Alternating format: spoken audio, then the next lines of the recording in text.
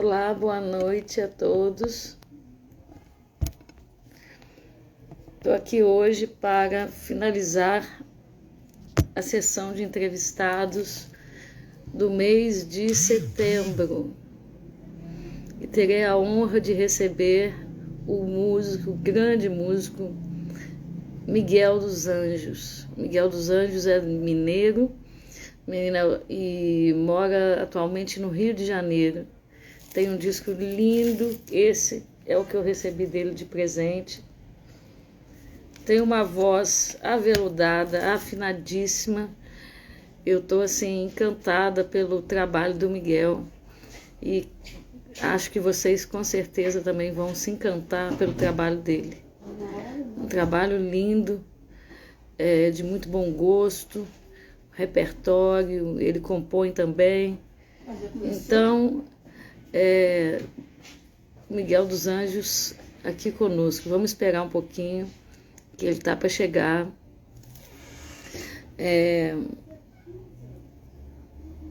Queria colocar aqui o ao vivo, não consegui.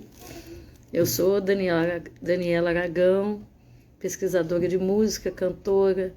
Todo esse material vai para o meu canal, chamado Daniela Aragão.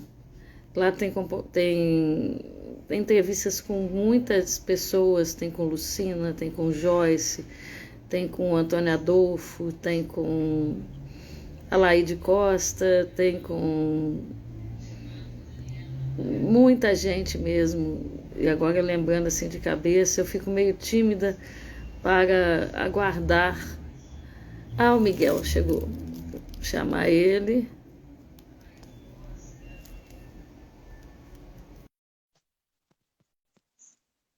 Pronto. Miguel vai entrar.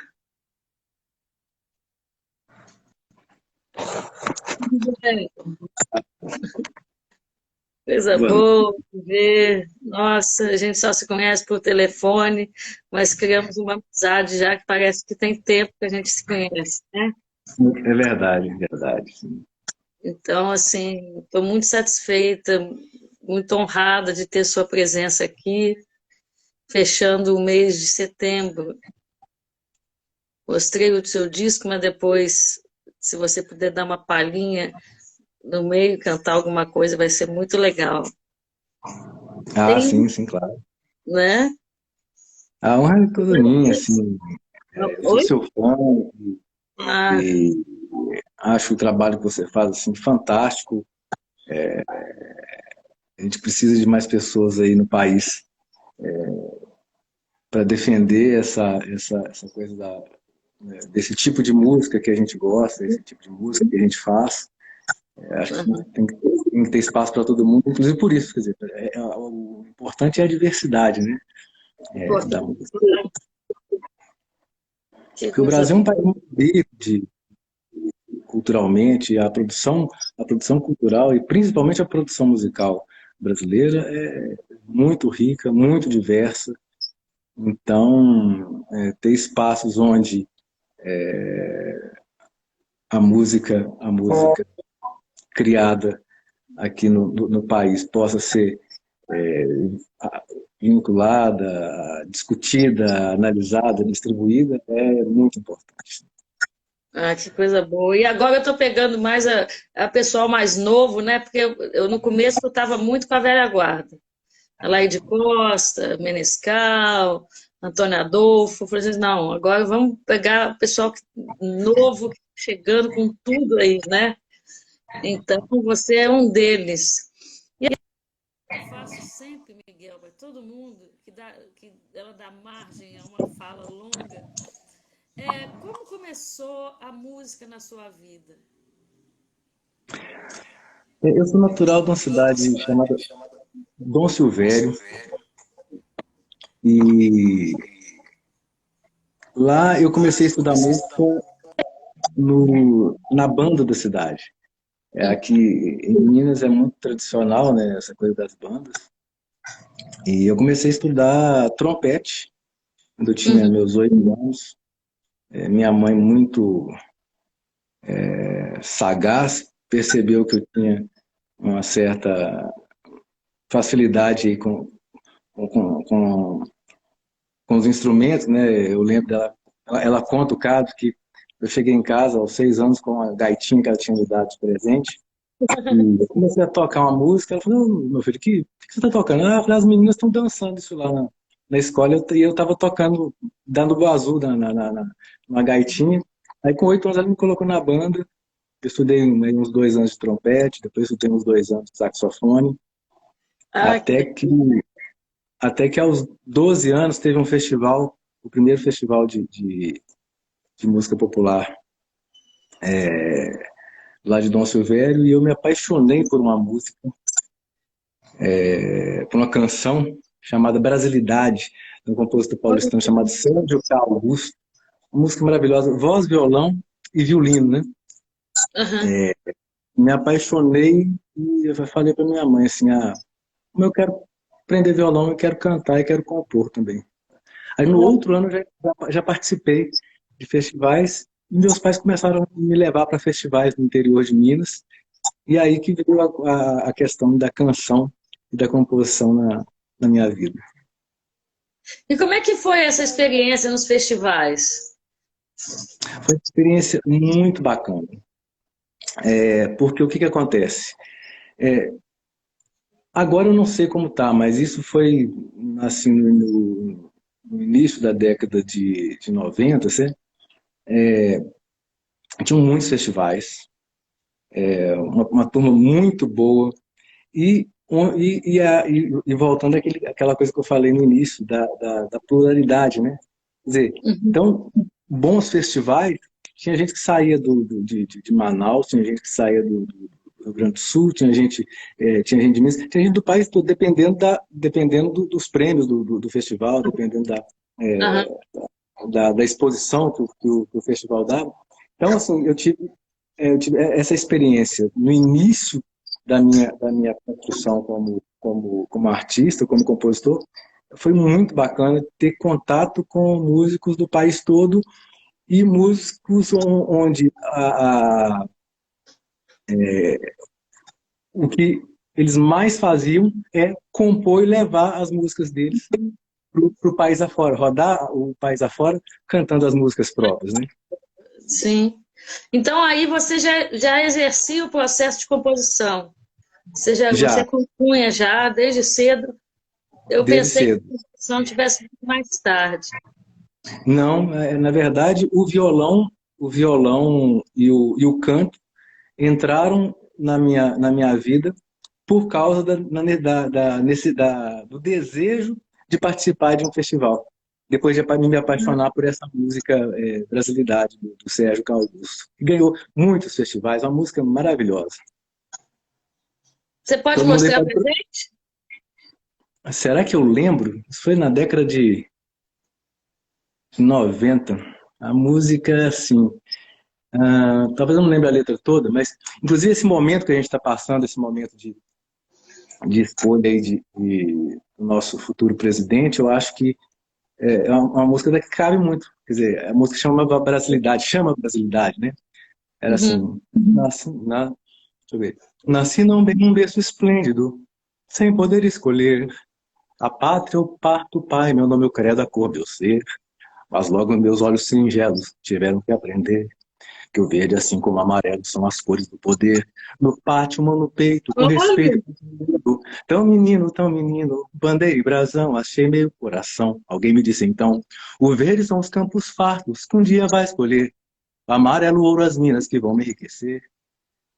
Aí alguém me carimbou na cara: brasileiro. Canto a minha sul-americana pátria, canto as dores dessas pátrias sul-americanas todas.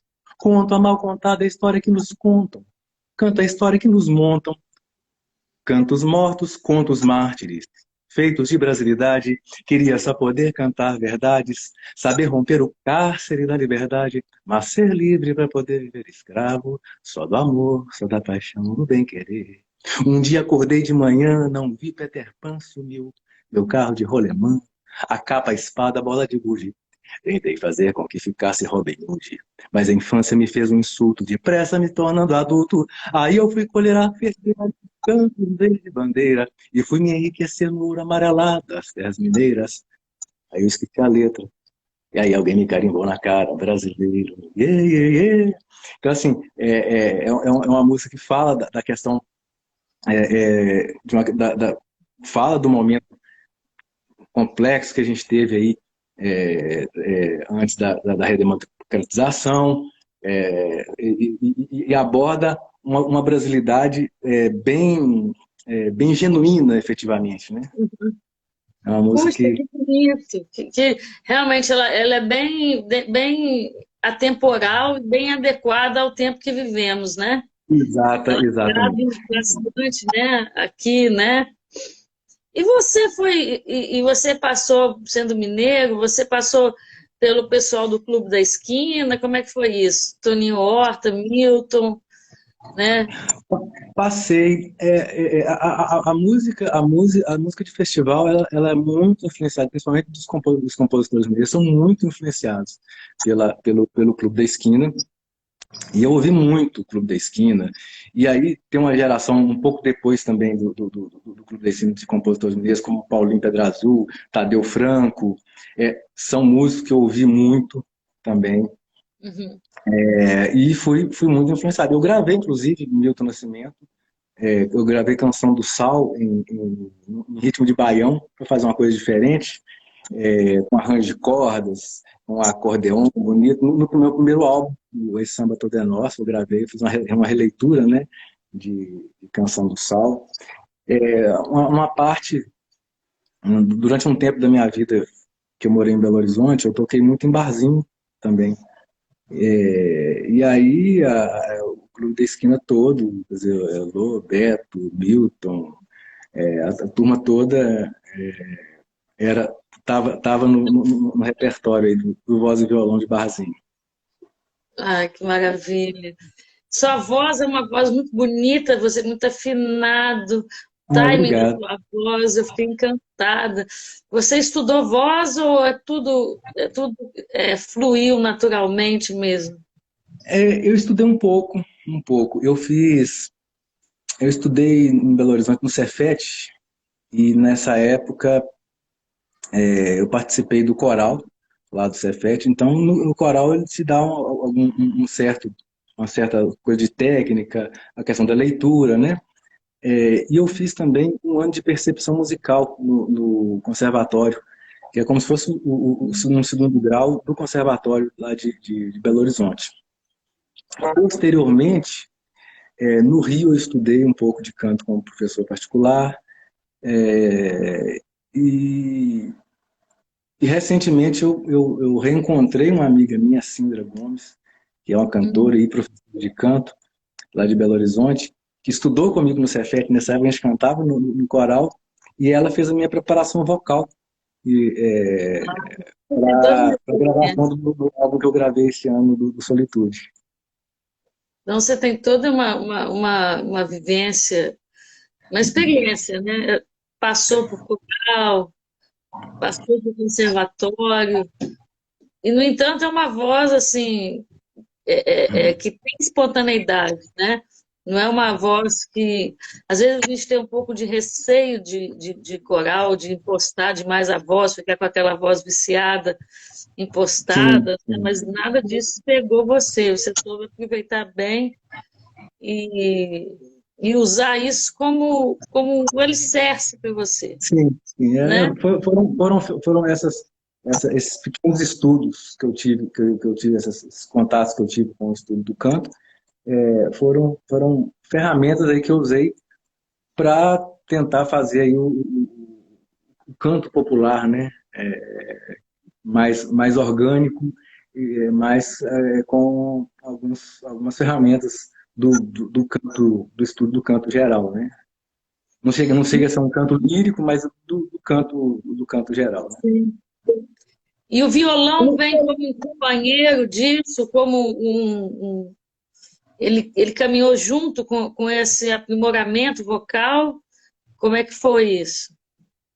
Na verdade, o violão veio antes do aprimoramento vocal, porque o que acontece? Nessa época do festival lá de Nosso Velho, eu foi o primeiro festival, aí no segundo eu já estava participando. Aí eu tive que fazer aulas de violão. Eu falei, eu pedi para minha mãe para comprar um violão para mim, ela comprou o violão e eu comecei a estudar. Aí eu estudava com uma tia minha. Eu lembro que a primeira música que eu aprendi junto com ela, foi uma música do Roberto Carlos, aquela, tá chegando a hora de venho aqui me despedir e dizer. Eu lembro que foi a primeira música que eu aprendi no violão com o professor que ensinou violão para todo mundo lá em Dom Silvério. Nós era uma cidade muito pequena, e o Plínio foi o professor que deu aula para todo mundo. Aí eu peguei algumas aulas com o Plínio, e no outro ano já tava fazendo, já estava participando. E uma coisa curiosa, né? O que acontece? Eu, quer dizer, com, sei lá, 12, 13 anos e um ano de violão, foi uma música de 4 acordes, né? Só que, como eu não tinha uma banda a banda da formação tradicional, né? Quer dizer, baixo, batera, guitarra, sopro, assim. Mas eu tinha a maestrina, meus colegas da banda. Então, o que eu fiz? Ela gostou da ideia, comprou a ideia e ela fez os arranjos. Com a banda mesmo, os instrumentos de banda. Então, subiu a turma com tarol, eu não lembro quais instrumentos foram, mas provavelmente deve ter ido saxofone, trombone, uma coisa assim. E eu fui lá, eu tocando meu violãozinho minha música de 4 acordes e, e realmente uma banda me acompanhando, né? Uhum. Então, essa foi, quer dizer, eu comecei nesse processo com o Plínio. Posteriormente, eu morei um tempo em Timóteo, e aí eu estudei um pouquinho de violão com o Rubinho do Bandolim, que morava lá. Eu lembro que nessa época foi a época que eu lembro que eu comecei a estudar algumas músicas do Tadeu Franco. Eu lembro dele me ensinar algumas músicas do Tadeu Franco. Quando eu vou indo para Belo Horizonte, na época do curso de formação musical lá da UFMG, eu ia fazer violão. Aí são 3 anos, né? O primeiro ano é básico, então você tem percepção musical, canto coral. Então, enquanto eu fazia isso, eu fazia violão, aí um violão erudito, com um colega de faculdade de um amigo meu que estudava trompete. E aí eu fiz mais um ano de violão erudito. Então, foi muito importante isso, porque me deu, eu não toco violão erudito, mas me deu uma visão de leitura do violão, e também da questão, principalmente de posicionamento de braço, das mãos, dos dedos. Então, assim, apesar de eu não ter estudado muito, eu tive várias possibilidades, vários contatos, né? Morei um tempo no Espírito Santo, estudei com um professor de harmonia, e aí já pegando um pouco mais de harmonia. Estudei com Elias Borges, que é um grande violonista, um grande professor de violão em Vitória. Deixa eu ver, violão. Acho que violão foi mais ou menos isso. Que bacana. E quando você entra em estúdio, quando é que começa, como é que dá esse up, né, de entrar em estúdio? Ou você primeiramente gravou para outras pessoas? A tua entrada em estúdio independe da, da circunstância, se foi para o seu disco ou para um outro disco, né? Então, como é que se deu isso? E a primeira vez que eu entrei em estúdio foi em 2002, para gravação de um demo, pensando na gravação de um disco autoral. Eu já tinha aí composições suficientes aí para um disco autoral, e aí a gente, uma grande amiga minha, e foi minha primeira produtora, é madrinha do Heitor, meu filho, a Isa Rodrigues. A gente se conheceu num barzinho que a gente frequentava, e ela falou assim, vamos fazer um disco, mas para fazer um disco vamos fazer um demo primeiro, vamos fazer uns shows. E foi exatamente uma época muito importante para a cena de música autoral de Belo Horizonte, que teve um projeto em 2002, chamado Reciclo Geral. O Reciclo era uma casa de shows administrada por uma associação de pessoal da reciclagem, lá de Belo Horizonte. E um compositor que depois virou parceiro e é muito amigo até hoje, o Maquele K, estava encabeçando esse movimento de valorização da música autoral. Então, acho que durante uns 3 ou 4 meses, todas as quartas-feiras, tinha uma apresentação com normalmente três compositores recentes, assim, que não tinham muita projeção, mostrando só as músicas autorais, e depois um show de alguém que já tinha uma certa projeção.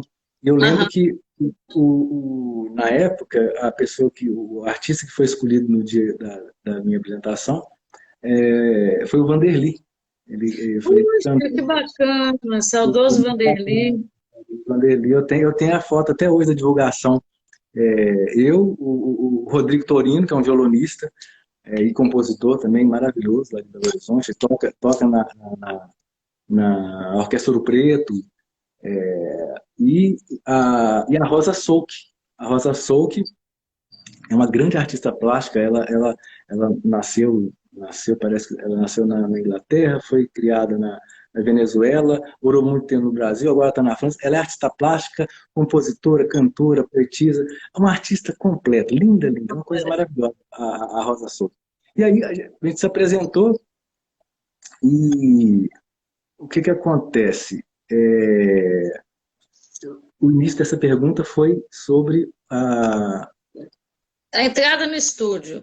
Quando exatamente, você... Como eu te disse, independe de ser para gravar o seu disco, mas para o impacto de estar no estúdio, um microfone diferente, ter técnico de som, você se ouvir de fato, né? Exatamente. E ouvir melhor também, exatamente. Foi nessa época.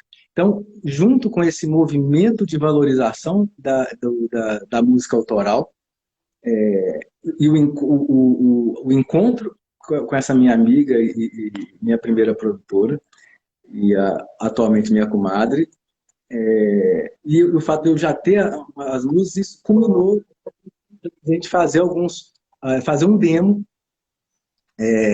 para a partir desse demo a gente pleitear aí a gravação de um primeiro disco. Isso foi em 2002,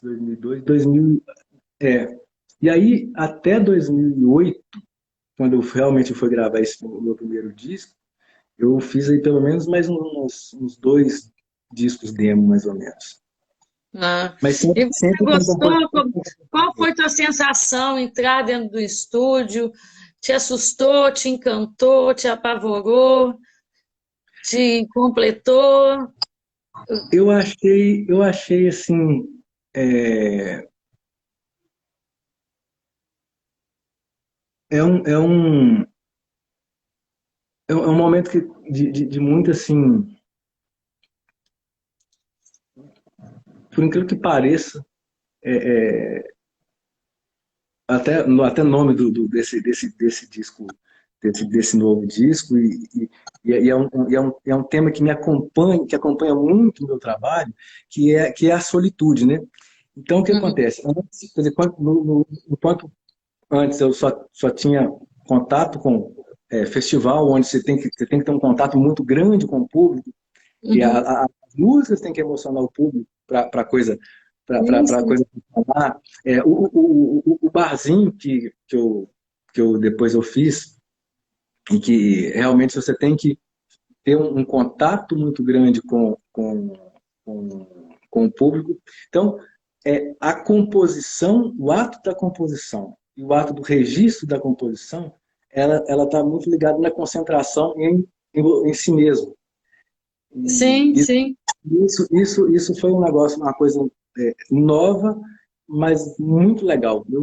Eu curti muito. Eu gosto muito dessa coisa de, apesar de gostar do contato com o público, que a gente faz, a gente canta para o público, a gente compõe para o público, a gente toca para o público. Mas, por outro lado, a satisfação também de ver um pensamento, uma ideia se, se concretizar como uma obra de arte é uma coisa muito prazerosa. Tanto o momento da composição, quanto o momento da eternização dela no tempo e espaço, que é quando você entra em estúdio e grava um disco. E quando vem seu primeiro disco? Quando chega? Meu primeiro disco, ele veio em 2008. Na verdade, ele foi gravado em 2007 e lançado em 2008. Uhum. Eu tive o prazer de ser convidado pelo saudoso Rui Quaresma, da gravadora Fina Flor, para gravar um disco lá com eles. E foi assim, foi uma honra imensa, porque era a mesma gravadora na época do Ney Lopes, da Tia Surica, do Quarteto em Si, da Odete Ernest Dias, assim, um pessoal de muita qualidade musical, e eu estar no meio dessas pessoas, assim, eu fiquei assim, É esse extasiado. disco, eu não tive acesso a esse disco, procurei no Spotify. É esse que tem Não, um. ele tem. Então eu não vi direito. É esse que tem o prefácio do Hugo Sukman? É esse que tem o prefácio do Hugo Sukma, exatamente. Que luxo, meu bem! Você tem um prefácio do Hugo Sukman. Exatamente, Ele é um exatamente. gênio. Ele é Não, sim, maravilhoso. O Hugo é maravilhoso. Inclusive, eu tive contato com ele recentemente e comentei sobre um episódio. Estava nessa época que eu fui gravar o disco, que eu gravei esse disco, eu acabei logo depois mudando para o Rio de Janeiro. Até para estar mais próximo aí do Rui, da gravadora, e do universo aí dos músicos que tocaram comigo, que gravaram comigo. E nisso eu conheci muita gente bacana, conheci o Hugo, e eu lembro de uma tarde, num fim de semana, não sei se era um sábado, se era um domingo, que sentamos eu, o Sukman, o, o Cláudio Jorge e o Baiano. Sentando na casa do Baiano, o Baiano adorava cozinhar, deve adorar cozinhar, tem muito tempo que eu não vejo o Baiano. Até mandei esse disco para ele. E aí é o seguinte, é uma coisa interessante, a conversa sobre música, eu acho que ela é tão importante quanto Muito importante, muito. quanto a execução da música, efetivamente. Aham. Então, a, eu lembro assim, muito da força do que eu ouvi ali naquela mesa sobre a importância de ser verdadeiro com a sua história, de ser genuíno. E, e muito do que eu expus dessa minha vivência aí, desses 19 anos, desses 19 anos das composições que tem nesse disco Solitude, foi muito baseado nessa conversa. Inclusive a música Solitude toca um pouco nisso, da coisa da verdade, muito baseado nessa conversa que eu nunca esqueço, sabe? Do seu filho. Não, a Solitude é a que dá nome ao disco, e ela fala, não é meu samba, a minha garantia de pegar no pinho, fazer poesia, de afastar demandas, desfazer magia, é a vida que eu levo que me credencia a fazer minha reza, quebrar minha sina, não descer floresta nem subir Bahia, e causar inveja ao infinito que nunca está só para sentir o que eu sinto. Então, quer dizer, é a verdade da, da vida que a gente leva, Uhum. que propicia a gente criar arte, efetivamente. Sim. Então, essa música tem muito dessa tarde no Rio de Janeiro com o Sukman, o Baiano e o Cláudio Jorge. Esse disco é primoroso. Ah, obrigado, obrigado. Assim, foi feito assim com Desde a muito concepção da carinho. capa dele, que é linda, tudo azul, blue, azul, blue. Vou mostrar aqui pro pessoal. Lamentavelmente, a gente está tão afastado do CD já, né? Tem Exato, como exato. vai CD, tem como escutar o CD, Eu penso até em fazer um material kart. para internet desse encarte, porque acho que tem a experiência do disco, ouvindo, vendo algumas informações que tem no encarte, eu acho que dá uma experiência diferente do que só ouvir, sabe? Eu tô trabalhando para o lançamento desse material gráfico no, no, no formato digital para as pessoas Para você. as pessoas acompanharem junto da audição, por exemplo, nas mídias de streaming. Mas essas mídias dessas Spotify, Deezer e tal, eles permitem quase nada. Não, mas aí a ideia minha é fazer algo paralelo. Uhum. Num site meio que multimídia, que dê uma experiência um pouco Mais melhor, sensorial, né? Mais mais sensorial, sensorial. mais sensorial, um pouco melhor do que simplesmente um PDF, que fica meio, Uhum. às vezes não é muito intuitivo, e principalmente algo que no celular fique bem, mas é Uhum. algo que fique bem no celular, que é o que as pessoas mais utilizam, e é a coisa mais prática, e que consigam acompanhar a música com esse conteúdo visual, sabe? Ah, isso é muito bom. Isso é muito bom. Breve. Isso é muito bom. Poder ter essa possibilidade. Eu também fiz um disco, fiz em 2005. Infelizmente, quase todos já partiram, que foi Paulo Russo, Sim, Afonso Vieira, que era um grande baterista que tocou com Gato Barbieri, na trilha do Último Tango. Valério Ramalho, um excelente guitarrista, faz só duas faixas ele. E o Márcio Alac foi diretor e pianista, está vivo até hoje. E o meu disco tinha também um acabamento assim como o seu, sabe? E perde muito do sentido dele quando a pessoa não vê mais, ela só escuta, né? E sempre discutimos aqui nessas lives a questão da autoria, que é tão importante, que a pessoa só sim. vê o cantor. No seu caso, você ainda é o cantor das suas próprias músicas, mas muitas vezes o compositor desaparece, né? Isso é algo realmente lamentável. É,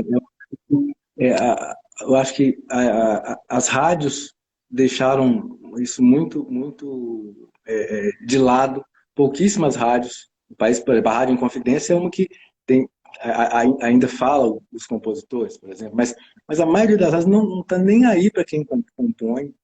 E Exatamente. isso é uma coisa lamentável, né? Porque Lamentável. o que seriam dos intérpretes se nós fôssemos compositores? Não teria o Sim, mesmo que o intérprete seja o compositor, quer dizer, se ele não for compositor também não vai adiantar, não adianta. Então, quer não dizer, o adianta. valor do compositor é uma coisa assim, é, é, é muito triste ver que as pessoas muitas pessoas não têm ideia, inclusive, de que existe um intérprete e existe um compositor. Eu Exatamente. já conversei com pessoas assim que na hora que eu falando dos projetos de valorização do compositor, tudo, aí as pessoas falam, eu nunca tinha me tocado nisso, dessa coisa que muitas músicas que eu gosto não são de quem está cantando, não foram feitas por quem está cantando, É. né? Mas fala Mas, mais seu disco. Fale mais, porque nos bastidores você me contou umas histórias, agora eu quero que você conte mais histórias do seu disco, que ele foi, assim, coisas premonitórias da sua existência, da sua vida, que foram transpostas para o som, né? Esse disco é o Solitude, que eu lancei agora esse ano, em junho agora, de 2022, ele é um disco que ele começou a ser idealizado em 2002, naquela época que eu comentei contigo que a gente queria, que eu entrei no estúdio para fazer uma demo, para no mesmo momento do reciclo geral, que foi essa mostra bacana, que revelou um monte de gente bacana, de compositor da cena mineira. Naquele momento a gente entrou com um projeto, a gente tentou fazer um projeto para Ah, a gravação desse disco. E aí a Isa, essa minha comadre, que foi minha primeira produtora, ela já tinha uma carreira estabilizada, reconhecida na produção cultural mineira, principalmente no teatro e na música, por exemplo, ela tinha produzido algumas coisas com Paulo de Pedra Azul, ela tinha, por exemplo, ela fez o último show do Paulinho Nogueira, não, do Baden Powell, no Grande Teatro Palácio das Artes, a produção dela. Então, assim, é uma pessoa que já tinha uma bagagem muito grande de aham. produção e de projetos, e aí a gente entrou com um projeto na Lei de Incentivo. Na época, convidamos o Sérgio Santos para fazer a direção Ele é musical maravilhoso, Sérgio Santos. Nossa, eu vi ele numa homenagem ao Cacaso. Um violão belíssimo, uma linha de composição Ele, ele, primorosa. é, fantástico, ele é fantástico. O Sérgio Santos é o parceiro com mais músicas em parceria, por exemplo, com o Paulo César Pinheiro. Aham. Assim, é um compositor fantástico, uma pessoa maravilhosa. E ele aceitou fazer, só que o projeto não foi aprovado. E aquilo a gente ficou muito triste, porque foi o primeiro projeto da Isa que não foi aprovado na lei de incentivo. Exatamente um Puxa, projeto que ela tinha investido, que era um projeto pessoal dela, de a gente aham. fazer isso juntos, entendeu? Dela retornar a música. E, E, e e foi nesse, um nesse projeto que vocês gravaram um pouco para mostrar, gravaram as bases, não, gravaram não, as a gente bases fez, da voz, tudo. a gente fez um demo de 4 músicas na época, Aham, para ser como base do uhum. projeto, né? E aí a gente ficou tão triste que aí eu compus uma música para falando dessa tristeza que a gente Uhum. estava sentindo, da desilusão, né, de não ter passado com o projeto, que era um sonho nosso. Nossa. E aí como é que são as coisas? 20 anos depois, eu, a gente grava essa música que chama Tristeza em Tom Maior, que está no disco, feita por conta desse disco, desse disco que não foi aprovado.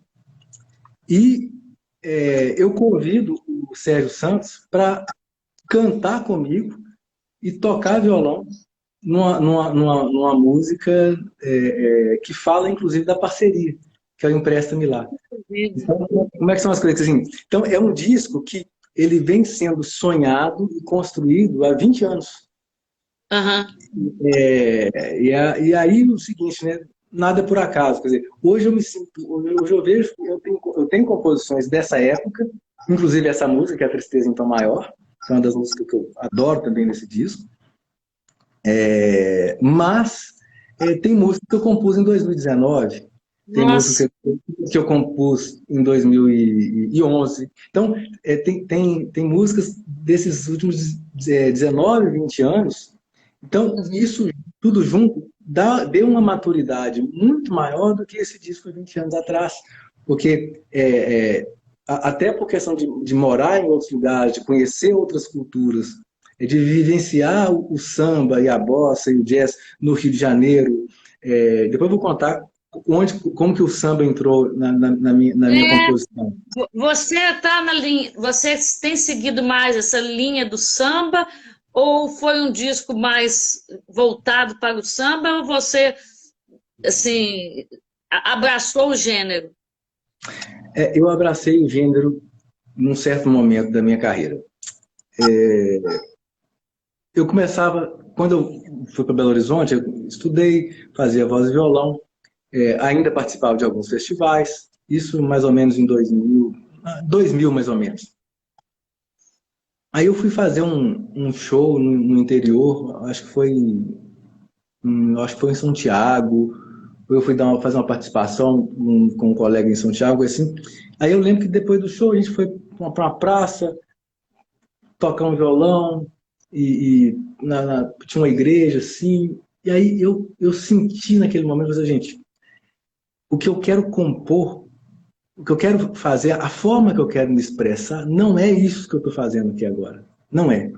E uma comparação até um pouco absurda, né? Porque é de um talento de outro nível de grandeza, mas eu falei o seguinte, eu não sinto que o que eu faço, a forma que eu faço a música, tem a verdade que a Maria Bethânia, por exemplo, tem quando canta. Eu lembro exatamente dessa comparação.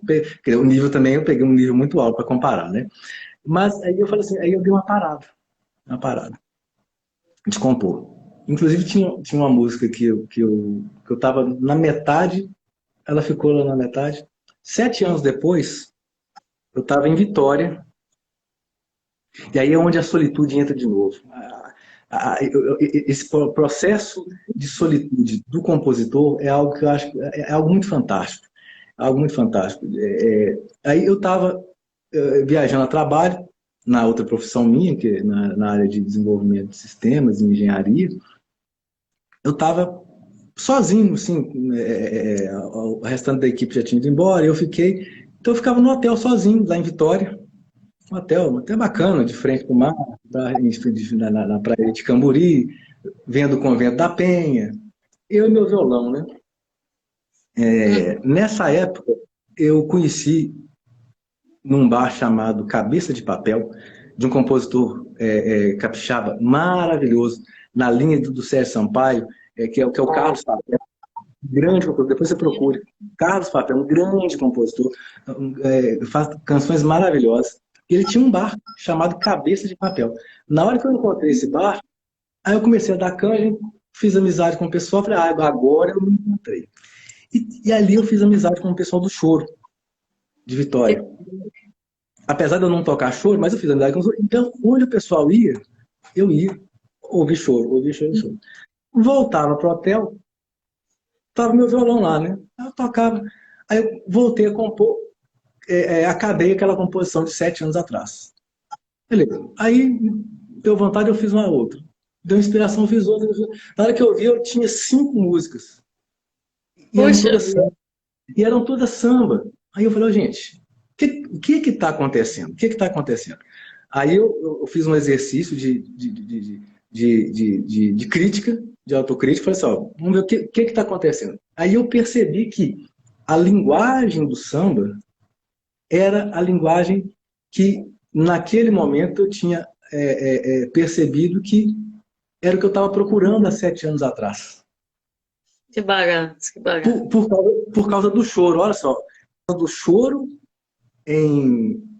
por causa do choro, em Vitória, eu encontrei o samba como a forma de expressão que me satisfez em termos do que da forma que eu gostaria de Você tem uma falar as coisas. elegância muito grande, assim, no seu cantar. Você canta Obrigado. samba muito bem, mas você é capaz de cantar qualquer coisa. Então, assim, aí me bate a curiosidade, o que que você ouviu, assim, ouve, que te que te agrada, né? Porque assim, tem uma coisa cool em você, refinada, tem um refinamento no seu canto, entendeu? Ah, Não é o eu samba do sambista chapado, tem, isso, passa longe disso. isso foi até uma coisa que eu gravei esse disco do Rio, um disco de samba com o molho tradicional do samba carioca. Então, quer dizer, no meu primeiro disco gravaram comigo o Gordinho do Surdo, é, o, o Marcelinho Moreira, da percussão, entendeu? Quer dizer, o Ovídio Brito, do pandeiro, da cuíca, uma turma muito bacana. A bateria foi o Julinho Moreira, que é Nossa, baterista, pô, baterista do Roberto Carlos, dos maiores, toca com os maiores artistas aí do país.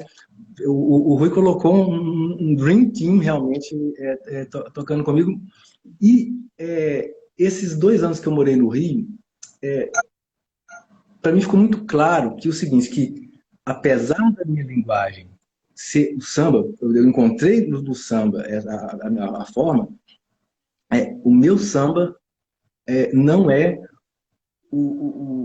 a, o meu samba não vem do que eu percebi que é uhum, o natural do samba carioca, que é a coisa do partido, que é a coisa do partido alto, que é a coisa de um cavaco e percussão. Por quê? uhum, Porque a minha história é o voz e violão mineiro, entendi. entendeu? É diferente. Então, é o seguinte, provavelmente você não vai me ouvir cantando, mesmo que eu canto, quando pedem eu canto, mas não é o que eu fico à vontade, por exemplo, cantar um partido alto. Mas por Aham. quê? Porque eu gaguejo. Você já viu o partideiro gago? Não tem jeito, entendeu? Enquanto eu estou falando, eu estou pensando. Então, o partido alto, não, cara, tem que ser rápido. Ah, deu uma rima aqui, outra coisa. Então, essa minha vivência no Rio de Janeiro, Uhum. ela me possibilitou uma tranquilidade muito grande de identificar o seguinte: o que eu faço é samba, mas a minha verdade, efetivamente, é de um samba mais para trás, de um samba com as influências harmônicas de Toninho Horta, com as influências harmônicas do Milton Nascimento. E aí eu conversei isso muito com o Thiago Delegado, que fez os arranjos e a produção musical. Então, o Thiago deu um depoimento, agradecer a ele, foi muito Ah, gentil, né? muito E, obrigado. Foi lindo o depoimento dele. e ele marcou aí, né, uma parte da sua carreira, né? O Thiago. Sim, sim. O Thiago, como ele disse, quando ele chegou em Belo Horizonte para tocar, a gente já tinha um projeto chamado Samba do Compositor, eu, o Dudu Nicásio e o Mestre Jonas, na casa, onde hoje ele tem um projeto chamado Delegacia, semanalmente. E eu, assim, me identifiquei muito com ele, naquele momento. E aí começamos a fazer as coisas juntos. Eu convidava para os shows, a gente trocava figurinha. E o Thiago tem essa coisa. Tanto que o instrumental dele, no Delegacia, é um instrumental, é um quarteto com voz, com violão, baixo, piano e bateria, e eventualmente sopro. É aquela coisa muito, muito sambadesca que tem toda a influência da harmonia mineira, do Toninho Horta, eu até dei aula para esqueci o nome dele, do Juarez Moreira, do, do, da escola. Minas tem uma escola de violão, né? tem o Gilvan de Oliveira. Então, a gente, então, você até tinha perguntado o que, que eu ouço além disso. Então, eu, além de ouvir efetivamente essa turma toda, que tem uma harmonia que é diferente do Partido Alto, e é uma coisa mais para trás, uma coisa mais introvertida. Isso é a minha construção musical foi feita nesse ambiente, sabe? Entendi. O que eu tentei entender ao te ouvir, porque eu senti isso, esse legado, né, bossa novista, Sim, sim. fino. Então, assim, como você dá autoridade mesmo às suas gravações. Porque, assim, a gente cansa de ouvir samba tudo igual chapado, né? E não acontece isso com você, né? Então, é um dado muito bonito. Aqui tem, né? Desde criança, cercado pelas montanhas de Minas Gerais, um mar de morros e florestas, aprendi a brincar só. Mais tarde, quando minha mãe decidiu, seguindo os caminhos de São Francisco de Assis, fazer voto de silêncio, ela me disse: diga somente palavras que edificam. Foi nesse ambiente de solitude que a magia da criação ocupou meu ser, possibilitando que fluíssem por mim mensagens sobre a sabedoria, esperança, amor, paixão, tristeza, alegria, inocência, música, respeito, amizade, arte, beleza, lealdade, coragem, legado, luta, justiça, ancestralidade, força, harmonia, reverência, humildade. A sabedoria do silêncio é uma bênção. Me lembra aquele livro do Wisnik, né? O som, o sentido, e como ele trabalha com o silêncio também, né? E esse silêncio vem na sua voz, na maneira como você tem um entendimento dos versos, na palavra, né? A literatura te pegou também forte? Como é que é? A literatura me pegou, assim. É, eu gosto muito de Alberto Caeiro, gosto muito de Drummond, mas o que eu tenho, assim, o meu exercício diário mesmo é no estudo das canções, sabe? Das canções. Apesar da poesia e da prosa, e eu tenho até um roteiro de um livro, mas eu tenho que ler muito mais para realmente escrever esse livro, mas eu acho que até os 90 eu consigo escrever esse meu livro. Mas a canção, visto que eu sou um compositor de canções, né? É algo que eu estudo muito, eu leio muito, estudo muitas canções. Inclusive, eu tenho uma teoria muito ligada ao samba, ao estudo das letras de samba, que eu até fiz em 2006 um demo de um DVD que chamou Os Cinco Elementos do Samba. Os Cinco Elementos do Samba é o seguinte: eu, nesse processo, quando eu descobri das 5 músicas, falei, gente, só estou compondo samba, eu comecei a pensar na questão da forma dos poemas Uhum. do samba. E me veio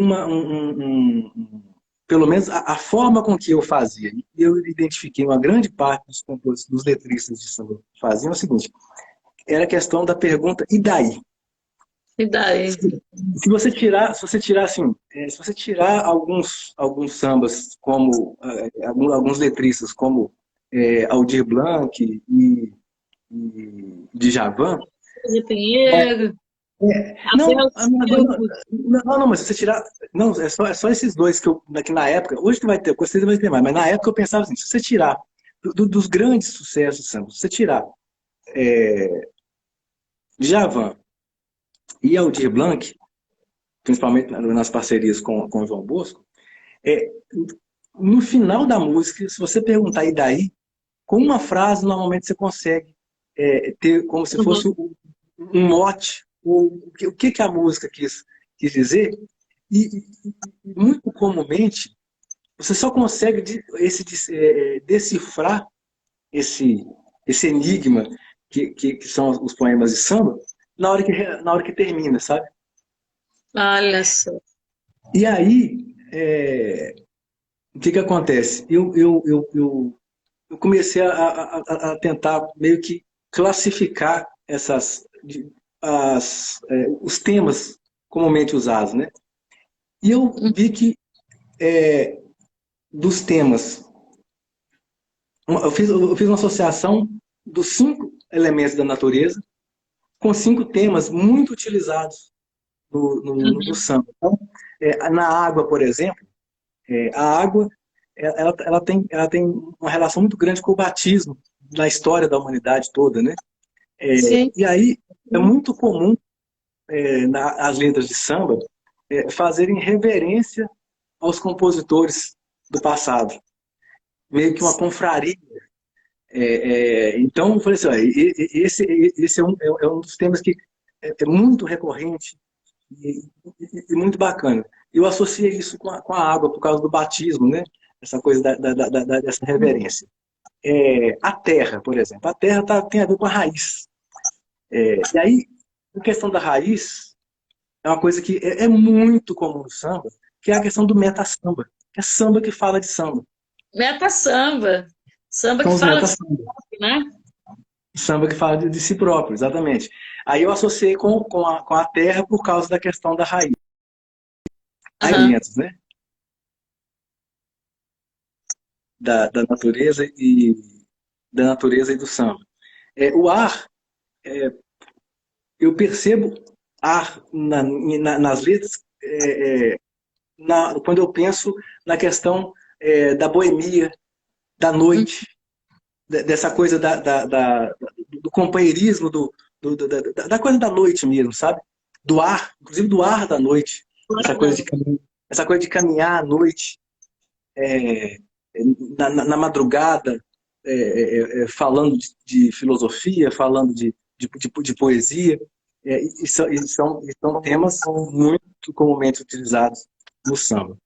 O fogo é, é mais fácil porque o fogo está muito ligado à coisa da paixão, né? Uhum. E, e a paixão de todas as formas possíveis. Uhum. O, o, que tem, o que não falta é música de samba falando sobre a paixão, como outros estilos também, mas quer dizer, tem essa linha do fogo com a paixão. E o quinto elemento é o etéreo, que está totalmente ligado à questão das religiões de matriz africana, de matriz africana, que realmente tem. Então, se você pegar a maioria dos sambas, tirando esses sambas que eu falei, com essas letras, né, essas letras, algumas letras do Djavan do Aldir Blanc, a maioria, nessa época, eu pensava, claro que não se restringe a isso, mas pensando a grosso modo, para mim isso fez muito sentido, essa coisa desses 5 elementos do samba, sabe? Aham. Maravilha. Tem como você tocar pra gente alguma coisa do Solitude? Pra gente fechar?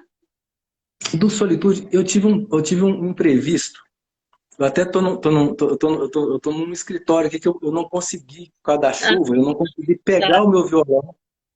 Então, infelizmente, não vou conseguir fazer ao vivo com o violão. Mas eu posso fazer a capela. Tá. Pode? Pode. Eu vou fazer a capela, a música que abre o disco. uma música que chama Para o Mundo Valer, que eu fiz para o meu filho Heitor. Quando eu soube que ele ia ser um menino, aí eu encontrei na internet meu parceiro Toninho Camargos, grande poeta de Belo Horizonte, grande letrista. Falei com o Toninho, eu quero fazer uma música para o meu filho, mas eu queria dizer que a única expectativa que eu tenho é que ele seja uma pessoa boa e seja uma pessoa feliz. É o que eu tenho, é o que eu tenho de expectativa. Não tenho mais expectativa nenhuma. Daí uns 3 dias o Toninho me passa uma letra perfeita. Do jeito que está no disco, que está aí no encarte, é a letra que o Toninho Camargo passou. Aí eu fiz a melodia e aí Para o Mundo Valer é assim. Ó. Meu filho será o meu sol, será como eu, minha voz, descenderá do farol que iluminou meus avós.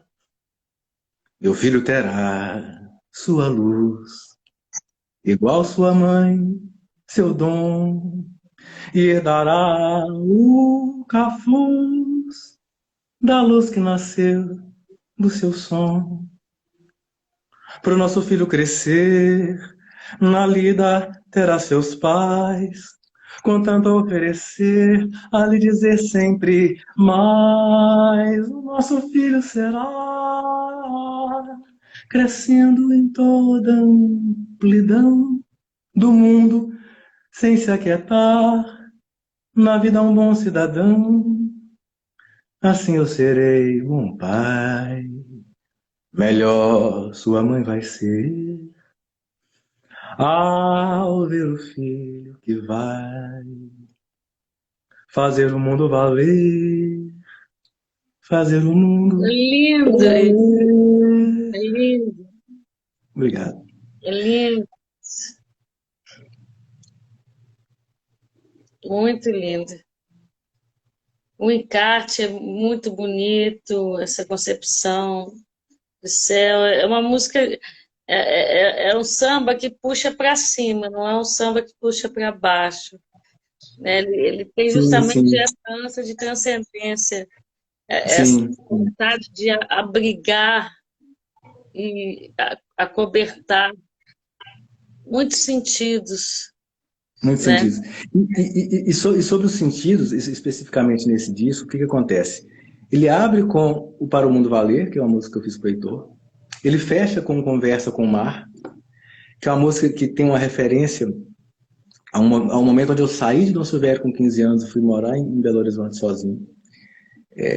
Que é o início da maturidade, onde você é responsável pela sua por fazer as suas coisas e traçar seus caminhos. Hum, E o que acontece?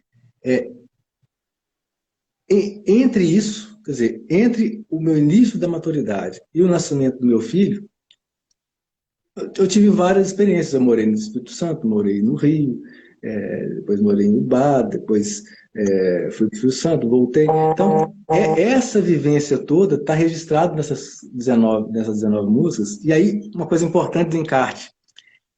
Cada música dessa, ela tem um e daí, que hoje em dia é muito comum se falar, mas na época não era comum como atualmente, que é a questão do propósito. Qual é o propósito dessa música?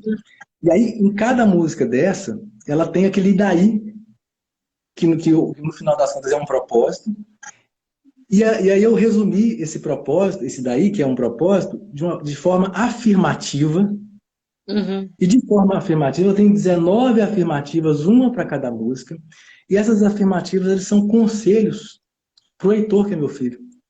Então, ele é um legado de conselhos afirmativos, de coisas que eu acho importante fazer na vida, e que, para o meu filho, é um legado que eu deixo, e é um legado prático, efetivamente. Tem a ver com a verdade Sim. da vida sendo transformada em letras e em canções baseadas nas minhas vivências, nas minhas experiências, experiências positivas, experiências negativas,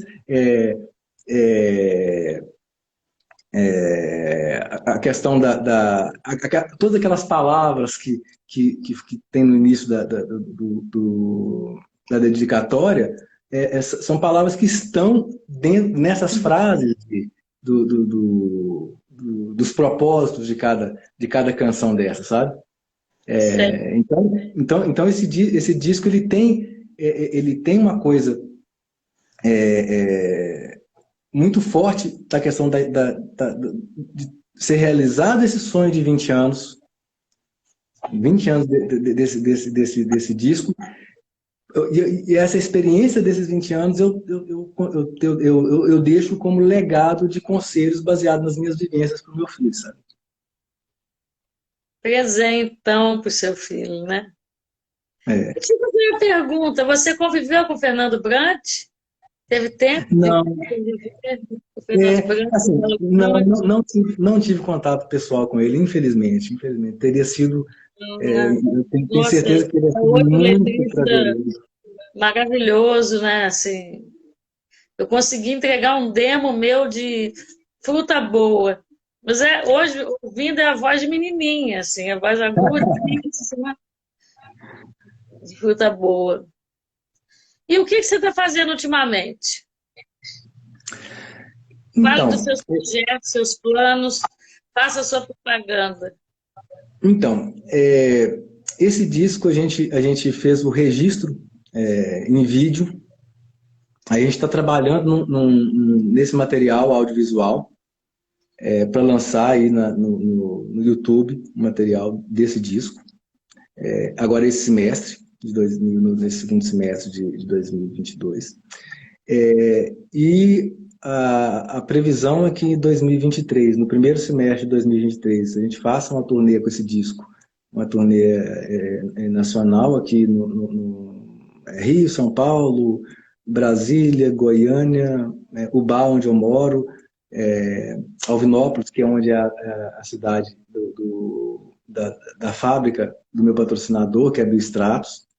E no segundo semestre a gente faça um lançamento na Europa. Possivelmente, com certeza Portugal, talvez Portugal e Espanha. São os planos para o ano que vem. Muito bom, muito bom. Esse ano a parte visual, e a parte do audiovisual, e ano que vem uma turnê aqui no Brasil, finalizando com a turnê na Europa. E você tem composto? Está compondo? Está inspirado? Estou inspirado. Eu compus outro dia. Eu estava... Uma coisa interessante, eu sou meio compulsivo às vezes com certas músicas. Eu me apaixono por uma música e ouço assim 6 horas da mesma música. É uma coisa... Eu ouço muito a mesma música, mas sequencialmente não. Sequencialmente, às vezes eu fico ouvindo 6 horas a mesma música. Aí eu comentei com o Brasilino, é um grande trombonista de Belo Horizonte que gravou, né, no disco, ele gravou trombone no disco, no Solitude. E já tocamos em outros shows juntos também, um grande amigo. E eu estava ouvindo uma música dele, a Good Times, várias vezes. Umas 4 semanas atrás eu falei com o Brasil, estou curtindo demais essa música, curtindo demais. Aí, umas 2 semanas atrás mais ou menos, eu estava fazendo feira, domingo de manhã, encontrei com um amigo músico, aí depois encontrei com outro. Uma feira que era para eu fazer, sei lá, em 1 hora eu faria a feira. Eu fiquei 2 horas e meia fazendo a feira. Mas... E a maioria do tempo com fone de ouvido, ouvindo a mesma música do Times. Na hora que eu olhei assim, num certo momento, me veio a primeira frase. Olha só. Aí me veio a frase assim, e como a música é uma música instrumental, né, e com o nome de Good Times, me veio a frase assim, Every time sunshine breaks through, I remember you. Ah, Aí que ele ficou para de lá, para de cá. Daí a pouco eu fiz umas anotações no celular, fiz umas anotações. Isso foi de manhã. 8 horas da noite eu já estava com a letra pronta da música que e, maravilha. e mandei para ele. E essa música tem uma coisa muito importante. Não tinha pensado nisso ainda. Já tinha observado claramente, mas eu não tinha percebido a importância disso, que é o seguinte: das mais de 100 músicas que eu tenho, até essa, agora, essa Good Time, todas as músicas foram feitas música em cima de letra. Mesmo as músicas minhas, Ah, primeiro eu faço letra primeiro e depois a letra música. primeiro e depois a música. Todas são assim. Interessante. Muito, muito por quê? Porque quando eu descobri, quando eu te contei eu descobri aquele processo de que eu estava fazendo música e que tinha a questão do Idaí, aí o que acontece? Para mim começou a funcionar o seguinte: antes de eu começar a fazer uma música, eu tenho que saber o Idaí. Aí com o Idaí definido, aí eu vou construir o poema para falar daquilo que eu quero falar, daquele Idaí que eu quero expor no final da música. E depois eu faço a música. Então, essa foi a primeira música que eu fiz, letra em cima de uma música que já existia. Tá, quer dizer, eu acho que é um processo de evolução, né? Eu estou começando a abrir a possibilidade da composição para algo que eu nunca tinha feito, né? É um outro processo, né? Tem gente que faz Sim. letra e música junto, tem gente que recebe de parceiro a música e coloca a letra, Coloca a tem letra. gente que vai musicar poemas. O Cacaso, por exemplo, ele era poeta e letrista, mas as letras do Cacaso são letras de música mesmo, não são poemas Sim. musicados, Sim. né? Então, às vezes, determinados poemas são difíceis de ser musicados, porque eles Sim, são sim. muito herméticos, muito antimusicais mesmo, né? Dizem que Sim. o João Cabral de Melo Neto tinha uma dor de cabeça incurável, assim, uma enxaqueca incurável, e que ele só gostava de um hino de futebol. E quando o Chico Buarque musicou o Morte de Vida Severina, ele ficou deslumbrado com aquilo, porque ele não imaginava, né, o que seria aquilo, né? Então, assim, é muito nítido quando tem esse processo de musicar poemas. Por exemplo, gosto demais do Geraldinho Carneiro, Sim. e ele tem parcerias com o Francis, só que são poemas do Geraldinho musicados pelo Francis. O meu parceiro mais comum, que eu tenho mais composições, na verdade, ele é meu parceiro, mas o livro dele, o primeiro livro de poemas dele, é que é meu grande parceiro. E é muito interessante. Poemas que eu sempre estou dando uma folheada nesse livro do meu parceiro Mário Roberto Ferreira, infelizmente já falecido. E aí tem certos momentos que eu olhava um poema e passava.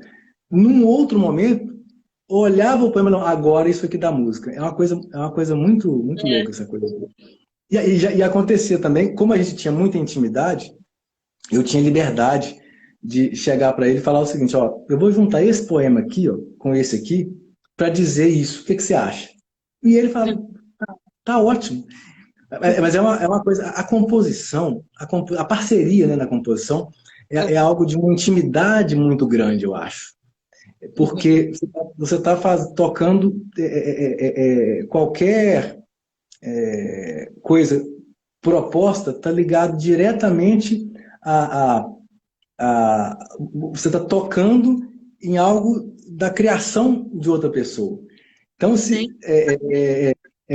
se você não tiver com uma intimidade realmente muito grande para perceber até que ponto você pode ir, como você pode sugerir, as coisas começam a não fluir da forma que deveriam para um resultado de criação artística fluido, né? Sim, que beleza. Querido, para a gente fechar aqui essa riqueza de depoimento seu, muito bacana, vai avisar que vai para o meu canal do YouTube e se inscreva se você puder, peça aos colegas para se inscreverem, porque quanto mais... Sim, não, eu já sou inscrito e agora mais ainda fazer chamar os amigos todos aí para curtir, para se seguir aqui e o canal também no Você YouTube. vai para lá, Que é lindo. vai para lá a sua entrevista, lá tem muita gente, lá tem Joyce, tem Benescal, tem Antônio Adolfo, Alaide Costa, Alga Martins, Jane Duboc, Naozete, Suzana Salles, tem muita gente legal. E você faz parte desse grupo aí maravilhoso. Aí, É um prazer estar no meio dessas divindades aí da música brasileira. aí eu te faço uma pergunta que eu faço para todo mundo, que é assim, você pode responder com algo seu, com um fragmento de um poema, de uma música, enfim. O que é a música para a sua vida?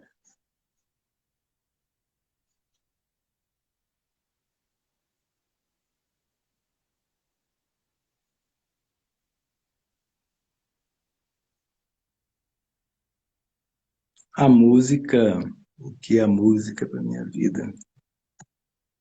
Eu vou ter que usar aí um poema maravilhoso do Paulo César Pinheiro, porque e música do João Nogueira, né? Não, Uhum. ninguém tá samba só porque prefere. Força nenhuma no mundo interfere sobre o poder da criação.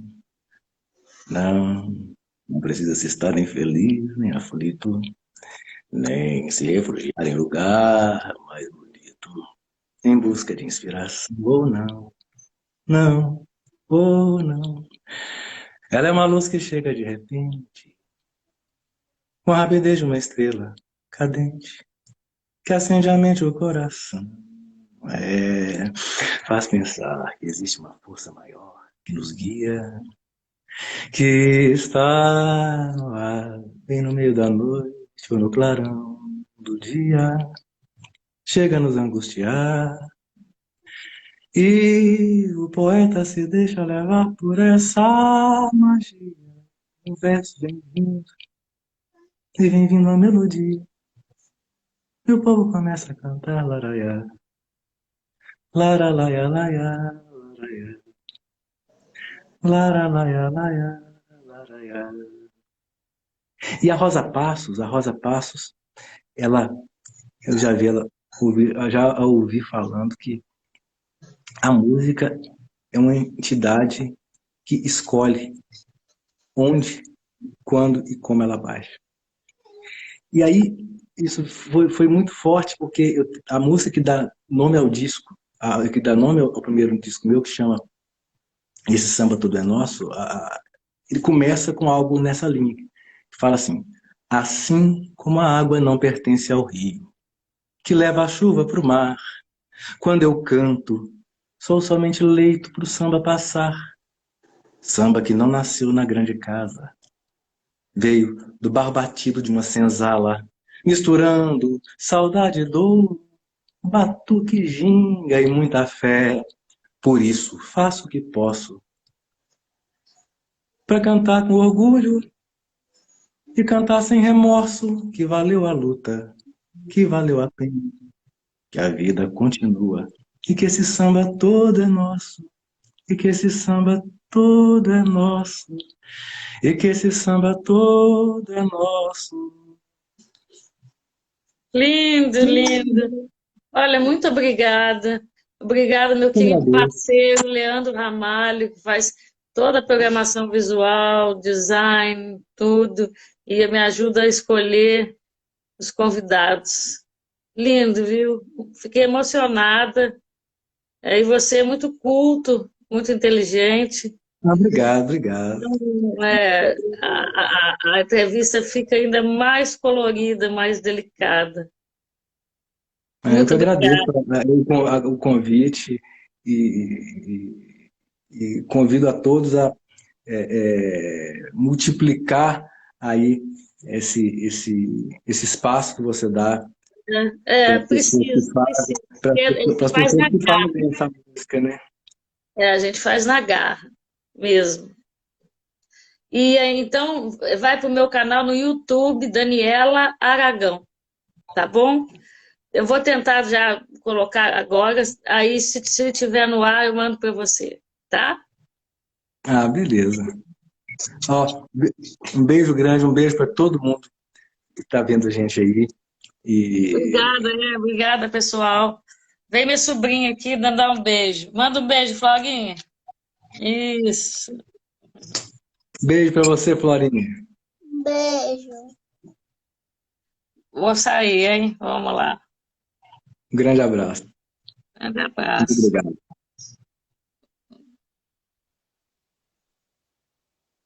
O que que não está saindo aqui, hein?